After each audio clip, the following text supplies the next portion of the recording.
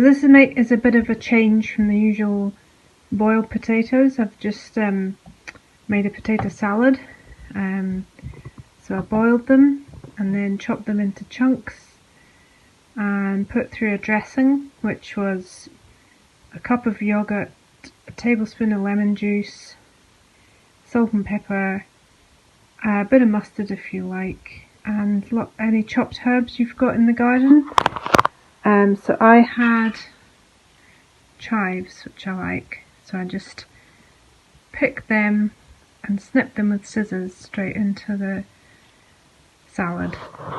You can put other things you like, bits of bacon, bits of gherkin, cucumber,